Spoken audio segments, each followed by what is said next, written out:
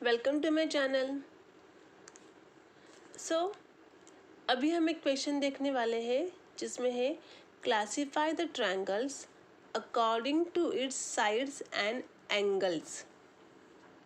Okay, तो जैसे कि तुम लोगों को मैंने पहले ही बताया था, ऑलरेडी हमने देखा था equilateral triangle, isosceles triangle, scalene triangle, right angle triangle. Right angle triangle में याद रखना है कि वो 90 डिग्री बनाता है, सामने वाला का हाइपोटेन्यूस होता है, वर्टिकल एंड परपेंडिकुलर, और ये मेरा बेस होता है। लेकिन यहाँ पे दूसरी बात हमको ये भी ध्यान में रखनी है कि राइट एंगल ट्रायंगल हमेशा पाइथागोरस थ्योरम को फॉलो करता है। ठीक है, तो h² is equal to p² plus b², ये हमेशा तुमको याद रखना है। तो 90 डिग्री के साथ साथ इस रूल को भी वो फॉलो करेगा, तो ही वो राइट एंगल कहलाएगा। ठीक है, चलो अभी हम इसके ऊपर के सम देखते हैं। सबसे पहले मुझे दिया है ABC ट्रायंगल, जिसमें देखो ये 8 सेंटीमीटर, ये 8 सेंटीमीटर, ये 5 सेंटीमीटर। देख के क्या लगता है? देख के ये लग रहा है कि ये वाला साइड और ये वाला साइड एक दूसरे को इक्वल है, बराबर। अगर ये दोनों एक दूसरे को इक्वल है, इसका मतलब ये होता है कि अपोजिट एंगल्स भी तो एक दूसरे को इक्वल होंगे, बराबर, क्योंकि ये दोनों इक्वल है। ऑटोमेटिकली ये दोनों इक्वल हो जाएंगे, तो ये भी तो इक्वल हो जाएगा। तो ऑटोमेटिकली ये मेरा कौन सा ट्रायंगल बनेगा?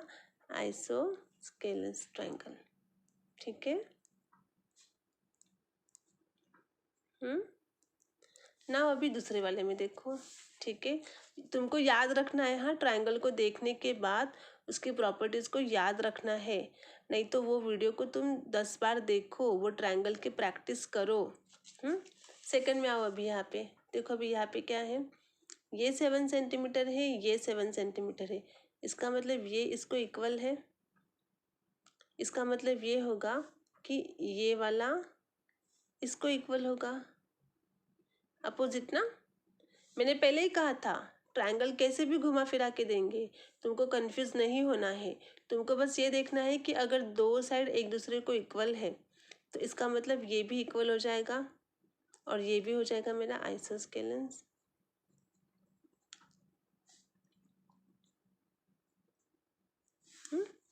इसके पास मैं बाद में आती हूँ। ठीक है, अभी पहले हम ये देखते हैं। ये भी तो सेम दिख रहा है ना, 3 3, तो मतलब ये इसको इक्वल है, इसका मतलब ये भी मेरा इक्वल हो जाएगा, तो ये भी मेरा आइसोस्केलेंस हो जाएगा। ठीक है, अभी लास्ट वाले को देखो। यहाँ पे इसमें क्या दिख रहा है? 6 सेंटीमीटर, 6 सेंटीमीटर, 6 सेंटीमीटर, मतलब ऑल साइड्स आर इक्वल। ये भी इक्वल, ये भी इक्वल, ये भी इक्वल, और ऑटोमेटिकली मतलब ये तो सब इक्वल हो जाएगा, तो ये हो जाएगा इक्विलैटरल, बराबर। अभी यहाँ पे आओ। अभी ये दो ट्रायंगल में देखो, ये एक ट्रायंगल देखो और ये एक ट्रायंगल देखो, दोनों में क्या फ़र्क समझ आ रहा है? अभी जैसे कि तुम लोगों को मैंने बताया कि अगर कोई 90 डिग्री एंगल है तो हम उसको राइट एंगल कहते हैं, लेकिन राइट एंगल के साथ साथ उसने वो पाइथागोरस थ्योरम को भी फॉलो करना है, तभी हम उसको राइट एंगल ट्रायंगल कह सकते हैं। तो सिंपल सी बात है, यहाँ पर ये 6 सेंटीमीटर है और ये 6 सेंटीमीटर है। इसका मतलब ये इसको इक्वल हो गया।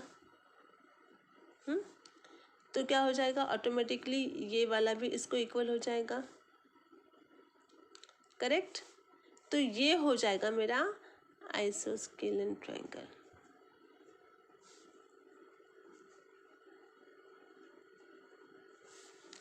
अभी तुम लोग कहोगे यहाँ पर तो 90 डिग्री बनाया, तो ये राइट एंगल ट्रायंगल क्यों नहीं बना? बताती हूँ मैं तुम लोगों को, इसके पीछे एक रीज़न है।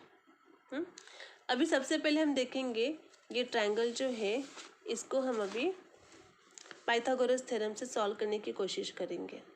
फिर हम देखेंगे कि अगर वो पाइथागोरस थ्योरम को फॉलो कर रहा है तो ही वो राइट एंगल बनेगा। ठीक है, तो मेरा पाइथागोरस थ्योरम क्या कहता है? मेरा पाइथागोरस थ्योरम कहता है hypotenuse square is equal to perpendicular square plus base square. इसकी भी प्रैक्टिस करो, मैंने इसका भी वीडियो बना के रखा है, देख लेना एक बार, ठीक है। तो अभी h क्या है मेरा 10, लेकिन ये स्क्वायर है तो 10 का स्क्वायर। p क्या है मेरा वर्टिकल लाइन, तो ये हो गया 6 सेंटीमीटर, तो यहाँ पे 6 का स्क्वायर, प्लस b क्या है मेरा बेस, तो ये भी है 6, तो यहाँ पे 6 स्क्वायर। तो नाउ 6 स्क्वायर मतलब 6 इंटू 6 प्लस 6 इंटू 6। 10 स्क्वायर मतलब 10 into 10, 10 into 10 100, 6 into 6 36, 6 into 6 36, 36 plus 36 कितना हुआ 72, और ये 100। तो क्या ये दोनों इक्वल है? नहीं है, दिस इज नॉट इक्वल। तो अगर ये इक्वल नहीं है तो ये राइट एंगल ट्रायंगल नहीं होगा। समझ में आया? चलो अभी हम जाते हैं यहाँ पर, ये वाला।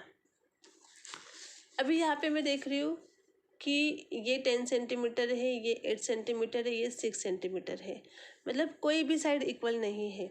तो क्या ये स्केलेन ट्रायंगल बनेगा? जैसे मैंने बताया था, no sides and angles are equal. नहीं, क्यों नहीं बनेगा? क्योंकि यहाँ पे 90 डिग्री है।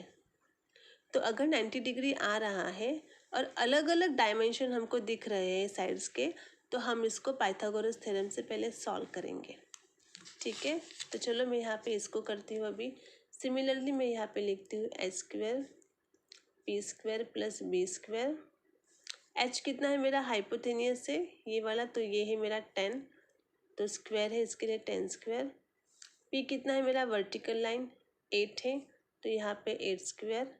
बेस है मेरा हॉरिजॉन्टल लाइन जो है 6, तो यहाँ पे आ जाएगा 6 स्क्वायर। 100 स्क्वायर मतलब 10 इंटू 10, 8 स्क्वायर का मतलब होगा 8 इंटू 8, प्लस 6 स्क्वायर का मतलब होगा 6 इंटू 6। अभी देख दो, 8 इंटू 8 64, 6 इंटू 6 36, 10 इंटू 10 100।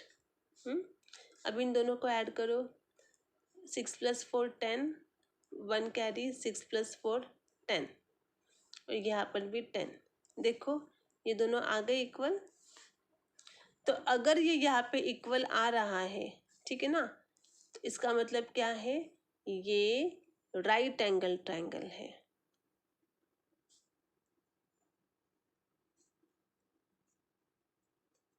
समझ में आ गया? ठीक है। इक्विलैटरल ट्रायंगल समझना बहुत ही आसान होता है, all sides equal, all angle equals. Isosceles triangle भी समझने में बहुत आसान है, कोई भी दो साइड इक्वल होगा, कोई भी दो साइड अगर इक्वल है तो वो आइसोस्केलस ट्रायंगल है, ठीक है। देखो यहाँ पर भी, यहाँ पर भी। और अगर राइट एंगल ट्रायंगल है तो वो 90 डिग्री बनाएगा, और उसके जो भी डायमेंशन है उसको तुमको इस तरीके से सॉल्व करके देखना है। ये बहुत आसान है, इसमें कोई डिफ़िकल्टी नहीं है, बस तुमको लिखना है, नंबर डालना है, मल्टीप्लिकेशन करना है, एडिशन करना है। अभी बोलना मत कि मुझको मल्टीप्लिकेशन एडिशन भी नहीं आता है, ध्यान रखना इस चीज़ के बारे में। तो हमको देखना है इस तरीके से। ये हो गया हमारा classify the triangles according to the sides of angle, और ये तुम्हारा आता है एग्जाम में 1-2 मार्क्स को कंपलसरी ही आता है, ठीक है। सो आई होप तुमको ये वीडियो समझ में आ गया। वीडियो थोड़ा लंबा बड़ा है, कोई बात नहीं, लेकिन इसको एक बार तुम ठीक से देख लेना, इसकी प्रैक्टिस कर लेना। Bye bye.